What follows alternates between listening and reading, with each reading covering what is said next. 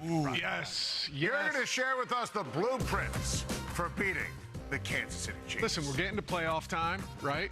We're closing in on playoff time. Let's start to talk about some of the teams that are going to be in the playoffs and what the blueprint is to go beat them. And so, Wednesday mornings, coaches would come in and kind of lay out what the plan for this week is, how we're going to beat this team we're going against. And I start this Wednesday meeting on a Sunday morning by saying the way we beat the Kansas City Chiefs is we don't let the arrow on the side of the helmet beat us. We're not going to let the aura of the quarterback or the head coach beat us before the game starts. That's number one. We got to take a look at these guys as a nameless, faceless opponent, because if you do and you look at their numbers, they're very average. They're very average across the board.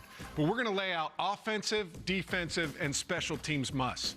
Let's start with offensive musts if you're playing against the Kansas City Chiefs. Number one, we are going to make first downs on first and second down. We're going to be aggressive with our play calling on first and second down.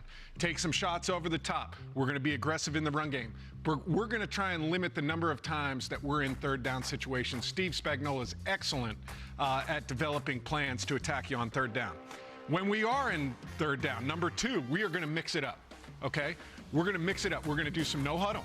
We're going to limit some of the packages that they can do, some of those different fronts that they like to get into on third down. So we're going to go some no huddle. We're going to run the ball on third down. 3rd and 6 or less, we're going to run it at least twice. When they get into their exotic fronts, it's hard to fit the run game in that way. So we're going to be aggressive calling runs in 3rd and 6 and less.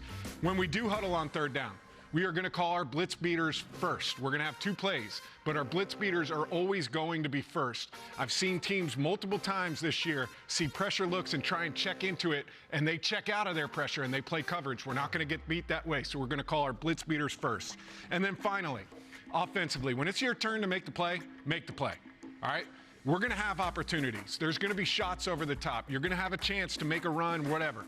Whatever it is, when your number's called, you've got to go out there and make the play offensively. So that's what I think. I freaking love that, Matt. And when you talk about being on schedule first and second down, getting first downs on first and second down, then you're playing your game. Correct. It's what we've installed and practiced all week.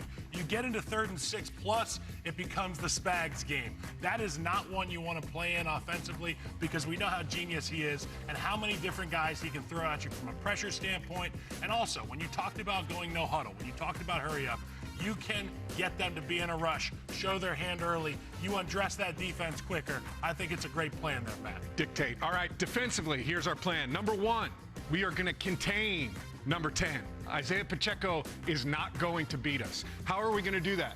We are going to be stout on the front side of runs, and we are going to be very aggressive on the backside of runs. I don't care if you misfit or you're out of your gap control on the backside. We're going to be aggressive. You saw Max Crosby last week multiple times on the backside of runs, kind of getting out of position but making plays in the backfield. So number one, we're going to contain number 10. Number two, we're going to have timely pressures. I know the rap on Patrick Mahomes is you don't blitz him, right?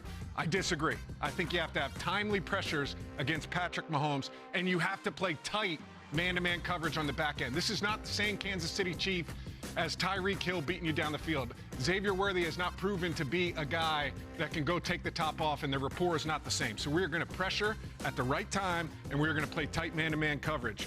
Number 3, we are going to attack whoever is playing left tackle for the Kansas City Chiefs. All right, it's been Wanye Morris most of the year. DJ Humphries is going to get the start today. We're going to figure out if he can play.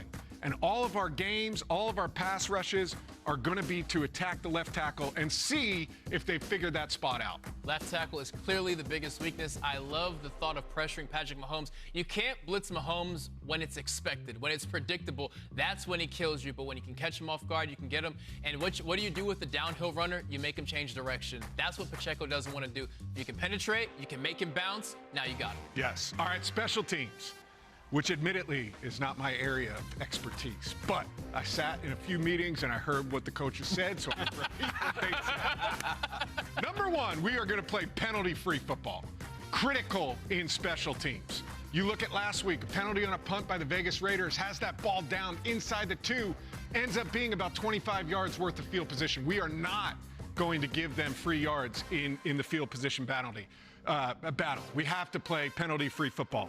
Number 2, score or set up a score. Kansas City has done this incredibly well all year. But going against them, we've got to find a way, whether it's a punt return whether it's a punt block, whether it's a field goal block.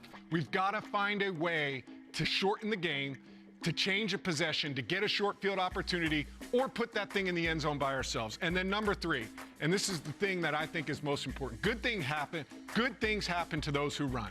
On special teams, it is all about effort.